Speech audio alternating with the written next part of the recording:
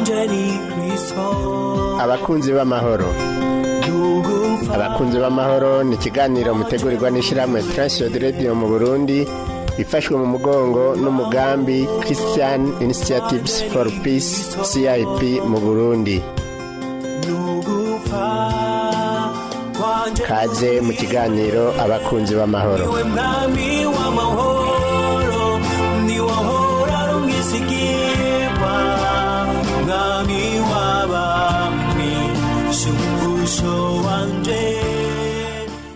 Tugwaye kaze mugenzi washimye kubana natwe kuri no munsi mu kiganiro abakunzi b'amahoro, mukaba muri kumwe na Samuel Nsabimbona ndakibatunganiriza kuri no munsi.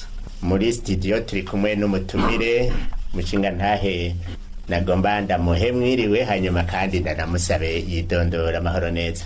Nitwa Oscar Ndowarugira, nkabandi Secretary General wa IGBB. Tuguhaye kaze rero muri kino kiganiro cyacu abakunzi b'amahoro cuno munsi. Murakoze. Turafise ikiyumviro ngenderwako tuza gushimikirako. Turabizi yuko mu buzima bw'abantu hama hariho uburongozi, hakaba hariho abajejwe gutunganiriza abandi, abo ijambo ry'Imana ryita abaganza. Twagomba twiyumvire ico Bibiliya ivuga ku migenderanire ikwiye kuba hagati y'abaganza n'abaganzwa, ko abaganzwa bakwiye kubaha ababaganza. Nico ciyumviro nyamukuru tugomba gushimikirako. Mwumva mwisanze? Yego kabisa turisanze. Yego me. Nibaza rero yuko Imana idufashije tuzagira ico tuvuga ko kandi gifasha abaza kutwumviriza. Iyo uvuze IGBB kugira ngo abantu bamwe boba ari ryambere bumva iryo jambo batahura icarico no kuvuga iki? IGBB mu gifaransa ni Union des Groupes Bibliques du Burundi. Kera twavuga GBI, Groupe Biblique Universitaire, mugabo nishira hamwe canke urunani rw'abanyeshure bo muri kaminuza bahurira ku ijambo ry'Imana dusoma muri Bibiliya. Kenshi dukorera cyane mu kaminuza, mugabo rimwe na rimwe no mu mashure yisumbuye dora dushikayo tugafasha abanyeshure kugira ngo bashobore guhurira hamwe bavuye mu madini atandukanye, mugabo bagahuzwa n'ijambo ry'Imana ryo Bibiliya rero. Niyo Bibiliya rero tugomba kwisunga kugira ngo twumve ikivuga kubijanye n'ingene dukwiye kubaha abatuganza. Mbega iyo Bibiliya ivuga abaganza ibigomba kuvuga abandi? Nibaza yuko twobishira mu mice myinshi. Muri rusangi nabo bantu bari imbere y'abandi, bafise amabanga yo kurongora abandi, abo dushobora kwita abarongozi. Ivyo navyo nawe ufata ku rwego rw'umuryango, turasangaho umuntu arongora umuryango. Giye ku rwego rw'ikibano turafise abantu barongora abandi mu nzego zitandukanye. Mu gutunganya ubuzi hariho abantu barongora abandi. Ni imice rero myinshi iryo jambo rishobora kubamwo kuganza. Hari ibice vyinshi abantu usanga bakora ico gikorwa cyo kuganza abandi. Hari igihe iyo muriko muvuga abaganza handi mukavuga abarongozi, ayo majambo birarasa canke arafise cyatandukaniyeko? Arasa mbwa kandi aratandukanye. Kuko kuganza kirafise ukuntu gishobora gusigura ububasha umuntu afise ku bandi, mugabo kurongora ntigishira cyane inguvu ku bubasha, bagishira inguvu mu gufasha abantu gushika ahantu. Bibiliya rero yahisemo kuvuga abaganza kuko usomye ku ijambo ry'Imana ribivuga. Dusomye nko mu gitabo icete cyandikiwe Abaheburayo mu gice ca 13 umurongo wa 17 havuga ngo mwumvire abaganza mu bagamburukire, ngo kuko aribo bama bagavye bazigama imitima yanyu nk'abazobibazwa. Iyivuze abo baganza mwumva ari muri bwa buryo mwariko murabivuga? Aho ngomba dufate ibintu bibiri muri iryo jambo, kuko hari igihe dusha duhagarara hamwe tukibagira ahandi. Tubanze twumve yuko hariho abantu baganza, mugabo kandi hariho no kuganza. Nibaza yuko ivyo bintu dukwiye kubishira ku murongo bikumvikana neza. Igikorwa cyo kuganza kigirwa n'abantu baganza. Muri ico gihe rero nibaza yuko iyo birivuze ko abantu baganza harimwo za nsiguro zose. Kubera yuko usomye ahandi birivuga iti iyo abantu baganza ari beza bagamburukira Imana abo baganza bagira amahoro mu gihe babaye babi abo baganza bagira amarira. Urumva ko hari ca kintu kiza kuvuga ivy'uburongozi nabwo byo kujana abantu ahantu. Urumva birafatanye muga Bibiliya ngaho ikishira inguvu cyane kukwerekana ubwo bubasha umuntu aba afise butuma himironga abandi bakamukurikira mugabo kandi nkaca mvuga nti muri ico gihe nawe arafise kandi uko akwiye kuba ameze kugira ngo ivyo ashobore kubikora.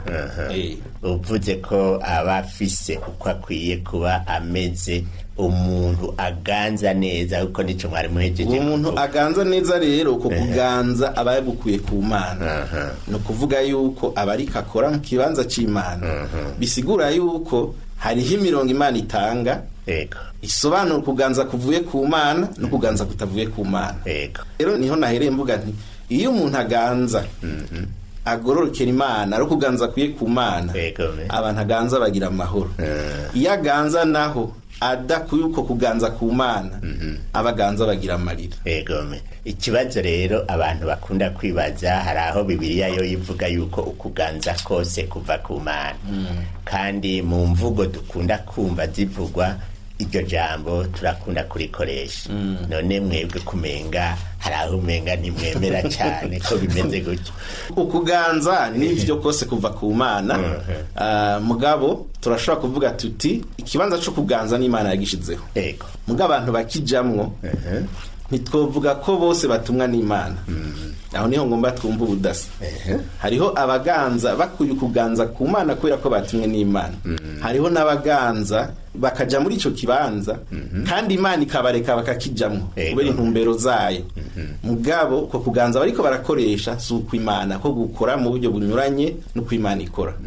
Ni babandi baje kuganza abantu bagira amarira. Ni babandi baje kuganza abantu bagira umubabaro. Kubera yuko ko kuganza baba bariko barakoresha bari mu kibanza cyo kuganza. Ndemera kuganza kose kuva ku Mana ko uko kuganza kose n'Imana yagushizeho. Mugabo abo bantu baza kuganza rero iyo bakuru ko kuganza niho mu bisanzwe hari kibazo. Mbega nyene intumbero y'Imana mu gushiraho abaganza yari iyi? Dusomye neza mu ijambo ry'Imana, Imana ikirema ko kuganza turakubona no mu itanguriro aho Imana ibwira Adamu na Eva ko bazoganza itongo ibahaye. Muga kuganza hagati y'abantu n'abandi tugiye kuraba ko Bibiliya itwigisha kuva mu ntango, burya ubwoko bw'Imana bw'Abisirayeli bwaganzwa n'Imana. Niyo yabuganza muga baragera igihe baravuga bati oya natwe turakeneye umuntu atuganza. Kandi Imana irababwira iti uwo muntu nzomubaha mugabo muze murabe neza. Ashobora kuzobagirira nabi, ashobora kuzobamerera nabi. Dusomye rero muri Bibiliya turabona umwami Sawuli aza nk'uwa mbere atanguye kwitwa umwami. Ariko karorero iyo tuvuze kuganza tubona abami, tubona abategetsi, tubona abantu bari hejuru y'abandi. Turabona uko byahavuye bigenda. Muri ico gihe rero kuva uko byagiye bibandanya hamye habaho uko kuntu Imana ishira ibintu ku murongo ikoresheje abandi bantu. Ubwo bubasha rero bw'uko Imana ariyo iganza abantu directement mu kibano no mu bikorwa barimwo yacibuhereza abantu.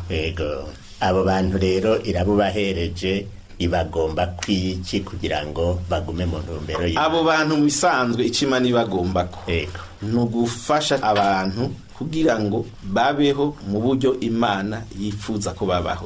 Nico gituma umuntu aganza nawe afise ibyabazwa n'Imana bivanye n'uburyo yafashije abantu aganza. Ni abaganza nabi akabashira mu marira azobibazwa. Ni abaganza neza akabafasha gukurikira Imana neza no gukora ivyo Imana ishaka no gushaka ku ntumbero Imana ifise ku buzima bwabo, Imana kandi izobimushimira.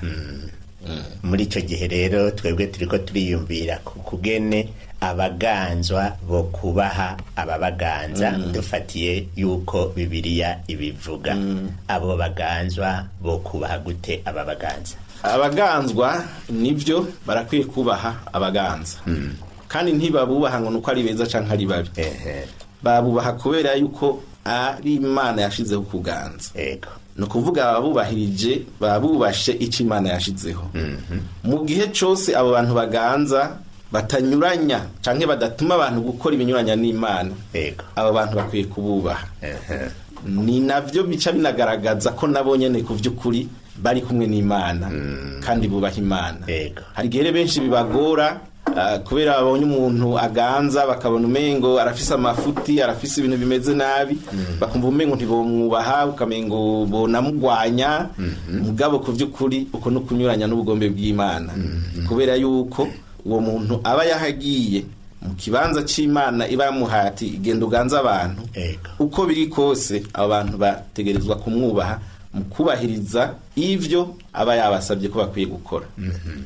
Igihe rero uwo ari karaganza agomba yuko yubahwa, mbega wewe turetse yuko yitega kubahwa, ntaco abo aganza bamwitezeko? Nico rero nanavuze, uwo muntu aganza ku vy'ukuri akwiye kuganza uko Imana ibisaba. Akwiye kuba afise avoma ku vyo Imana ivuga, kuko nawe uko kuntu ariko arakora nawe azobibazwa. Kurya abaganza bazobazwa ko bamwubashe nk'abatamwubashe, nawe azobazwa yuko yaganje abantu uko Imana ibisaba canke uko we wavyiyumviye. Nico nibaza rero ko ku muntu aganza akwiye kwitwararika cyane, kwibaza ikibazo, mbega ndiko nganza nk'uko Imana ibishaka?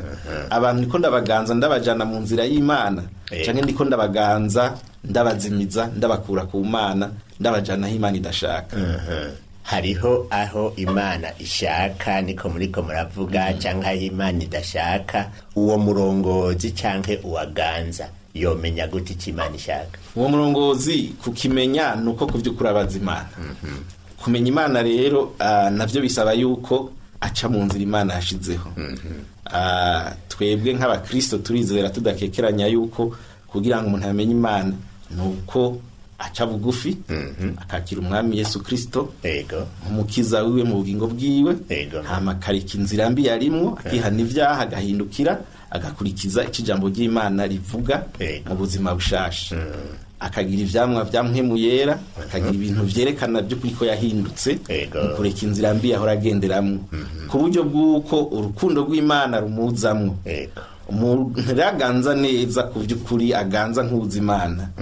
Ikintu ca mbere kimugaragariramo nuko abo bantu aganza abaganzanya urukundo ruva ku Mana. Abo bantu aganza abaganzanya ubugwaneza. Abo bantu aganza abaganzanya ubwitonzi. Abo bantu aganza abaganza mu mwumvikano abumviriza ntabacura bufuni na buhoro. Agenda ku vy'ukuri nk'uko Imana ibimusaba, aciye bugufi mu bugingo bwiwe. Mbere washaka akaba karorero, ntabo umuntu afata inkoni akubita, ngakaba umuntu yerekana inzira atuma abantu babona iyo bakwiye kuja, nk'uko Imana natwe ibidukorera kugira dushobe kuyikurikira, itwereka inzira tugakurikira. Nawe akwiye kurongora muri ubwo buryo. Turiko tuvuga yuko two kwisunga Bibiliya ikivuga kugira ngo tumenye ingene abo baganzwa bakwiye kubaha aba baganza. Numvise ko mu mugwi mukoreramo wa IGBB musesangura ibya Bibiliya, muravye kahise k'ubuzima bwo kuganza no kuganzwa, mubona abantu bamye bubaha aba baganza? Abantu ntibamye bubaha aba baganza, nivyo ico ngira ngo ni ikintu gisanzwe kizwi. Kandi turabona n'ubururira abantu ku vy'ukuri bahisemwo kugarariza aba baganza bivanye n'imvo zitandukanye. Naho twoja muri Bibiliya turafise ubururiro bwinshi. Umuntu nka Mose yavukiye ibwami, muga harageze igihe aravuga ati ahantu nkwiye kuhava, abantu dukwiye kuvavanura, uyu mwami dukwiye kuvana, fata izindi nzira, bivanye n'uko uko ari karakora atari ko biri. Usesanguye rero nivyo Bibiliya irigisha gose ko abaganzwa bakwiye kubaha abaganza. Aho turabibona cyane, kandi n'umurongo mwiza, ni ivyigisho vyiza. Mugabo kandi uravye uko ibintu vyagiye bigenda, nuno musi naho ja mu buzima busanzwe haracariho ibihe vyinshi tubona abantu bagarariza canke bahakana ukuganzwa. Bimwe bikaba vyo, ibindi bikaba bibi. Bahakanye ukuganza kuba kuriko kurabaganza ntibisigura ko vyose ari vyiza. Hari igihe uko guhakana kuba ari kubi, no kuko guhakana kuba ari kwiza. Nijyari kuba kubi, nijyari kuba kwiza, ufashe uko Bibiliya kuba kubi igihe umuntu agararije umuganza bitavuye ku mvo z'uko ariko amukoresha ibinyuranye n'ibyo Imana igomba. Mu gihe cyose umuntu akuganza agombye kugukoresha ibyaha cyangwa ibintu binyuranye n'ubugombe bw'Imana, muri ico gihe kirazira ko umwubahiriza, ukwiye kumuhakana naho yoba arinda. Muga mu gihe cyose bitajana kuri urwo rwego, Bibiliya itwisha ko dukwiye kubaha. Ku buryo bwo gusomye Bibiliya, Pawulo yarageze n'igihe abo bita abacakara canke abaesclave abagurana babwira kubaha ababaguze. Mugabo ntibabikore kubera gutinya igitsure canke ikindi niki, mugabo bakabikora kubera kubaha Imana, kugira ngo bagume mu murongo Imana yashizeho. Mbega iyo umuntu yubashe abamuganza, abamurongoye, hari ico yungukamwo canke hari ico ahombamwo? Arunguka gose iyo yubasha abamuganza mu buryo bwiza, akabubaha, bituma agira amahoro, bituma adahanwa. Kuko usomye mu Baroma 13, Paulo aravuga neza ko iyo bagenda n'inkota si kubusa, ni ukugira abahane inkozi z'ikibi, ni ukugira abahane abanyuranya n'ivyo ukuganza gusaba. Muri ico gihe umuntu yubashe kuganza, izo ngorane zose ntizimubako, izo ngorane zose arazikingira, hama akagira amahoro, akibandaniza ivyo yarimwo, akabandanya uburenganzira bwiwe atangorane nimwe afise. Iyo rero birenze ko agira ingorane nyinshi, kandi izo ngorane zigira impande zose, kuko ubwa mbere yarenze ivyo Imana isaba, kandi ubwa kabiri naho yikwegeye inkota y'ubuganza. Ntibibare bikenewe ko aja muri iyo nzira. Mugana nsubire mvuge yuko mu gihe umuntu aganza agombye gukoresha uwaganza ibinyuranye no kugomba kw'Imana, aho uwo muntu aganzwa arasabwa guhaguruka agahakana. Mugaba kandi akaba yiteguye yuko ikiguzi naho nyene kitoroshe. Turabona Daniyeli agararije umwami, yatawe mu bwobo bw'intambwe. Yatawe mu bwobo bw'intambwe, no kuvuga ntibiba vyoroshe, mugabo nuko hagati yo kubaha Imana no kubaha abantu, umuntu kuvyukuri imisi yose yamahita mu kubaha Imana, nimba agomba kubandanya agororokera Imana. Ndiko ndumva ko mu bivuga hariho urutonde umuntu akwiye gukorerako, akamenya ko bwa mbere na mbere hakwiye kubahwa Imana, hanyuma hakubahwa abakurikira. Imana izi imbere ya vyose, kandi ko nabivuze, nawe ufata mu rugo, umushinga ntahe mu rugo ariko araganza urugo rwiwe, kujya birivuga ko ari umutwe w'urugo n'ibindi vyose, akwiye kubikora nk'uri karakorera Imana, akabikora mu buryo butuma umukenyezi wiwe, abana biwe bose aberekeza ku Mana. Mugabo mu gihe yoza agatangura kubabwira ko bakwiye kunyuranya n'Imana, muri ico gihe bamukurikiye bazobibazwa ku gatwe kabo. Mugabo ntibakwiye kumukurikira muri izo nzira zo kubahushisha Imana, kuko Imana nizi imbere ya vyose, abandi bantu bagakurikira. Urumva kuganza rero nyako ku vy'ukuri kuba kuvuye ku Mana kukamanuka. Mu gihe rero umuntu ariko araganza, ategerezwa kwerekeza abantu ku Mana, muga kirazira ko aganza kuri abantu ku Mana. Umuntu aragera igihe akabona yuko umuganza ariko aramujana mu nzira nziza canke mu nzira mbi. Igihe ariko arajana n'uwo muntu, hari ico yo kwiyubara? Yarakwiye kwiyubara gose, na cane cane mu bihe mu bice bimwe bimwe vyo kuganza, aho usanga abantu baganza bakoresha n'ubwenge bwinshi, bakoresha amayeri menshi. Kuvuga umuntu aganzwa arakwiye kwama yitwararika gose ivyo baba bariko barashinga. Umuntu ntaganzwa arakwiye kumenya amategeko bariko baramushiriraho, arakwiye kumenya imirongo abamuganza bariko baraca, akabimenya hakiri kare, bituma yitegura neza uburyo aza kuvyifatamwo. Mu gihe bariko bamujana heza n'amahoro, muga mu gihe bamujana habi, ikibazo kizoba igihe abimenye ku munota wa nyuma, birashobora kumugora kubivamwo. Muga yagira abikurikirana neza akabimenya, biroroshe, kuko aritegura neza, akaza gufata ingingo ya nyuma ayifata azi neza ariko arayifatira. Ni vyiza rero ko umuntu aganzwa akurikirana. Kuganza mbere kwiza, umuntu ariko araganza neza avugana n'abaganza. Niyo haje ibintu bishasha, kuko intumbero zo kwerekana ko akomeye, intumbero no gufasha abantu gushika ku ntumbero z'ubuzima Imana ibarabageneye. Muri ico gihe bariko barajana rero, uwo murongozi canke uwaganza arafise ivyo atumbereye. ivyo atumbereye Bibiliya kariyo twafashe nk'urufatiro, hari aho twumvise bavuga yuko ngo yamagavye kugira ngo azigame imitima y'abo bantu. Mbega yogaba gute ubuganza? Yego, ubuganza yatumwe n'Imana, kimwe arakwiye kumenya ko ari umuntu, yego, kandi ko ari umuntu ashobora guhura nawe n'ingorane. Akenshi iyo umuntu afise ingorane akunda guca azita ku bandi. yego, Umuntu rero aganza akwiye kuba akarorero, akamenya neza yuko uko ariko aragenda mu buzima, uko ariko arakora, uko ariko arakura, bituma ku by'ukuri ashobora gufasha abandi bantu. Arakwiye guteramira ubuzima bwiwe, akamenya neza ko abanza gutunganya ibyiwe mbere ukaza gutunganya abandi. Ntabe umuntu avuga ibinyuranye n'ibyo ariko arakora, ntabe umuntu anyegeza ubuzima bwiwe aba ariko ararongora, hama agakoresha umunwa gusa muga mu ngiro binyuranye. Kuko iyo abantu babimenye ko ivyo avuga binyuranye n'ivyo akora, ni hamwe hacatangura kuvyuka n'ingorane, ibikorwa byose bigatangura kwanka kugenda. Ni vyiza ariko umurongozi yiyubara ubwa mbere ku bugingo bwiwe, hama ikindi naco uwo muntu aganza akamenya neza yuko abantu aganza bamuhanze amaso, akamenya ko abantu aganza bafise ibyo bakeneye, akavyitwararika. Nta muntu yitwararika ubuzima bwiwe yibagire ko abaganza ababazwa, no kuvuga ategeza kubatunganiriza ibyo byose bikenewe. Niho na kwa kumwubaha bica biza. Burya kubaha ubuganza ntivyari bikeneye ko arinda gufata inkoni ngo ategeke, byategezwa kwizana. Mu gihe akoze rero ibikenewe abantu bakabaho neza, bakamererwa neza, nawe biramworohereza. Akwiriye kwiyubara, ntabe umuntu ku vy'ukuri asamara akibagira ko abantu arongoye bafise ivyo bakeneye kandi ari we babahanze amaso.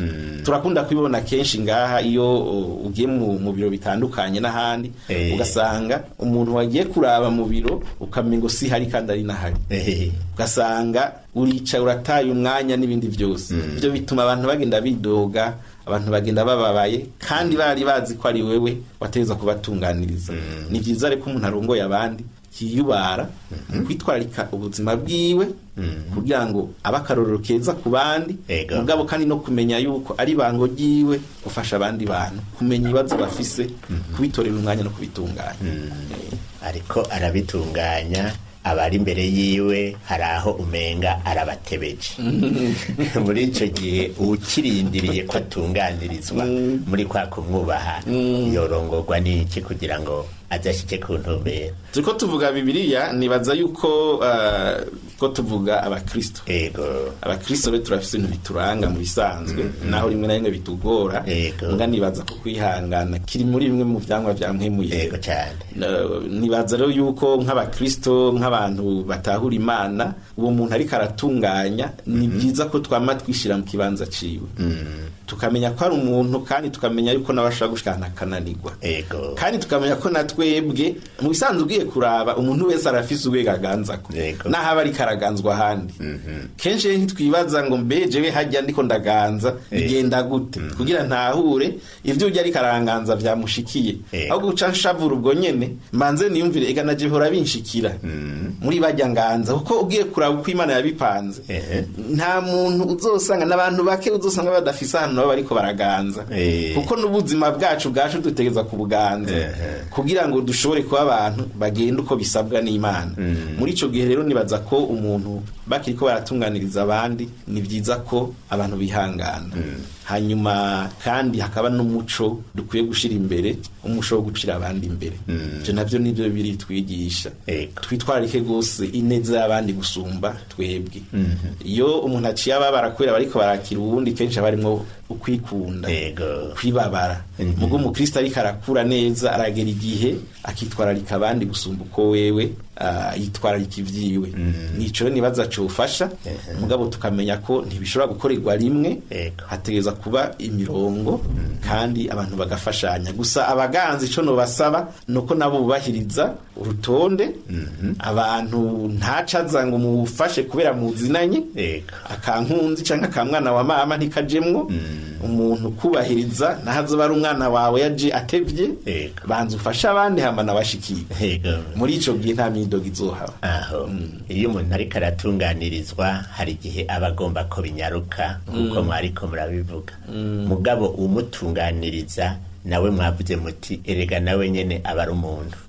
Uko gutahurana hagati y'uganza n'uganzwa birorosha ibintu. Iyo bashoboye gutahurana biroroha, mugabo ikibazo bigenda gute kugira ngo bashobore gutahurana. Aho rero igikorwa kinini kiri ku muntu aganza. Umuntu aganza, kwa kuganza twamye tuvuga gufise insobanuro nyinshi. Mu mvugo rusangi usanga abantu bavuga ngo ni bose, ni shefu, n'ibiki. Urabona muri mvugo rusangi. Iyo abantu bagiye muri ivyo rero kenshi biragorana. Fata nk'umuntu agiye mu nzego uno musi, mwahora mukorana ari umwarimu, byari ibintu bisanzwe, mbwa kubera aronsi amabanga runaka agiye kuganza ku bindi rwego, ugaca usanga uwo muntu n'uwo musi no kumuramutsa ntibigikunda. Ukazubona kubera uburyo bipanze uwo muntu ntagisubira kwicarana hamwe n'abandi.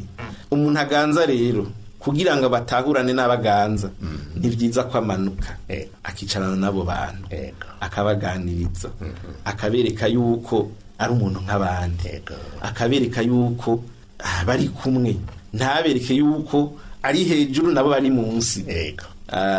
Ndafise umwarimu yakunda kwerekana itandukaniro ry'umwarimu n'umunyeshuri, yahagarara ku meza agaca ababwira ati murabona mwebwe mwicaye hasi nanye ndi hejuru, je ndi umwarimu navuga nzi byinshi kubarusha n'ibintu bya gutyo. Suko bikwiye kugenda, ahubwo agira umuzingi bakicarana, akababwira, akabaganiriza, akabereka ko bashobora kumushikira, hanyuma bakayaga mu kiyago gisanzwe. Muri ico gihe igicapu c'uko ashobora kugira ibibazo nawe gica gitangura kuza kirirema muri n'igihe rero bishitse bikamugora, baravuga ati uyu muntu n'umugenzi wacu turazinanye, byamugoye kandi nivyo. Ico kiganiro rero ko gufashanya, ko kuyaga, ko gushira hamwe, bisaba ko umuntu aganza, amanuka, agaheza akegera abandi. Mugabo n'abaganzwa nabo nye bakwiye guhindura umuco. Namankunda gutanga akarorero, muri kino gihe turatora abantu tukabashira mu nzego, tukagira iki niki. Mugabo abantu nyene duhejeje gutora twica tusubira tukagaruka tugasubira kubaduza hejuru. Ukamengo twe dushe tuba abantu bato nabo bagiye hejuru, kandi ari twe twabashize kugira abadukorere. Gasanga ibintu byose birahindutse, tugiye tuniyumvira ati ego ujya muntu nitwe twamushize mu kuganza rimwo. None ko twamushizemwo kubera igice tumwereka nk'ukumengo wewe atandukanye n'abandi bantu. Urumva n'abaganzwa nabo barakwiye kugira ico gicapu cyo gutahura ko umuntu aganza ari umuntu nk'abandi. Kuko hari igihe umuntu baca bamuta kubera agiye mu kibanza cyo kuganza, bonyene bagaca bashiraho igihome, mugabo suko byateza kugenda. Uwo muntu aganza ni bamwegere, bamutura ibibazo, bamubwire, bamuganirize, bazofume bavuga bati yaravyanse mugabo twagirageje. Cyane murakoze gose. Urumva yuko ari uganza ari uganzwa bose barafise uruhara kugira ngo urwo rutonde rwo kubaha abaganza, kubaha no kubahwa bigende neza. Kandi wewe mugenzi uri kuratumviriza wumvise uruhara rw'iwawe, nambura uganza ugatunganiriza abuganza, nambura uganzwa ukitura abakuganza, ububashe kandi ufise akakubakiye ukakabashikiriza. Nagomba mushinga ntahe Oscar ndabakengurukire cyane. Murakoze gose. Niwe mwami w'amahoro, niwe ahora rumwisigirwa. Ico cari kiganiro abakunzi b'amahoro mutegurirwa n'ishirahamwe Transworld Radio mu Burundi, ifashwe mu mugongo n'umugambi CIP mu Burundi. Ukaba nawe ugomba kutubaza cyangwa kutwunganira, ushobora kutwandikira cyangwa ukadutelefona wanditse ukoresha agasanduku ka posta 1140 i Bujumbura, canke email twrburundi@gmail.com, canke naho ukatwandikira ubutumwa bugufi kuri telefone ngendanwa inomero 79 387 199. Iyo telefone urashobora no kwitwandikirako kuri WhatsApp. Mu masaha y'akazi urashobora kudutelefona kuri 22 24 26 57. Tukaba tukwikebanuye naho butaha. Niwe mwami w'amahoro, niwe ahora rumwisigirwa.